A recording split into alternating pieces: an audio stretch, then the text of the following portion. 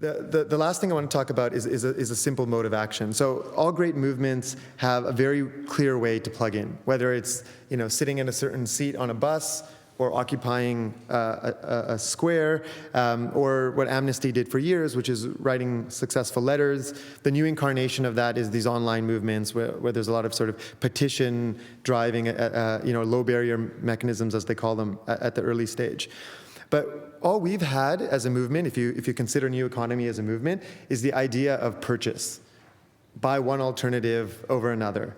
And that's just not good enough. That's not going to sort of cut it if we actually want to create, widespread social change. I don't necessarily have the answer to that. I'm going to float one idea, which is the language of shift. So if we're moving from the old economy to the new economy, we need to start thinking about shifting consumption. And I would love for that to be a meme that we collectively put energy around. And I'll give you a few examples of that and how that works in sort of different aspects. So if we're going to shift to the new economy, there's different levers of power we can pull. And what we've been pulling on so far is purchasing power solely. And there's other aspects of consumer power as well, boycotts or boycotts even. The boycott idea comes from, I'm not sure if you guys are familiar with Carrot Mob. They're a West Coast organization, so they ask a bunch of demands from organizations, and if they cede those demands, the community then actually purchases from them, as opposed to sort of not purchasing from them. The Move Your Money campaign, for example, is a great example of another campaign that just sort of transitions demand really well. And imagine we did that in a whole bunch of verticals, moving people from gas-guzzling cars to EVs, moving people from big box retailers to local farmers markets or whatever it is. The next one, if we're going clockwise, is constituent or political power. Is to not just think of every sort of dollar vote, but thinking of it as the value issue. Is how do we as constituents put pressure on MPs and congressmen? How do we fight back to the lobbyists of the old economy or repeal regressive legislation like Citizens United? The next is shareholder or financial power. We're already seeing a resurgence in this through the sort of proxy voting, group buying of shares. Is anyone familiar with Karma Bank? You would be maybe from your time in Europe.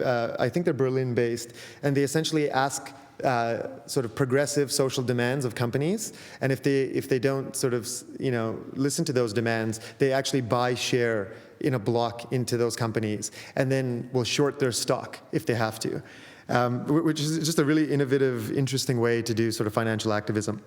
Audience cultural power. I think this is a place that we can actually make huge innovations on. If we start thinking about what are the gestures, what are the language, signals, the artifacts, etc., the sort of shortcuts of who is in the in-group, who actually purchases with their values. What's our equivalent of the Livestrong band is essentially the question. And it could be a credit card. I don't know the answer to that. But it's something we're starting to think about at Purpose as well.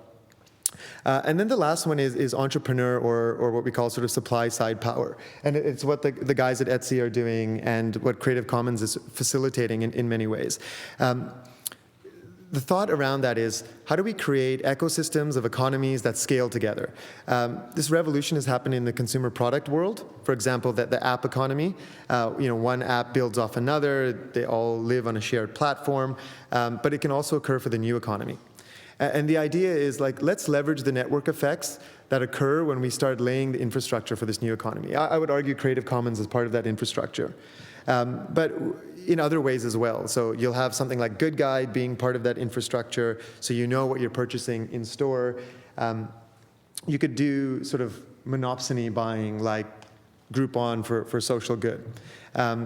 We can have sort of consumer activism platforms that shed light on things like labor practices. And then there's also the new types of businesses that fall within that entrepreneur supply side power.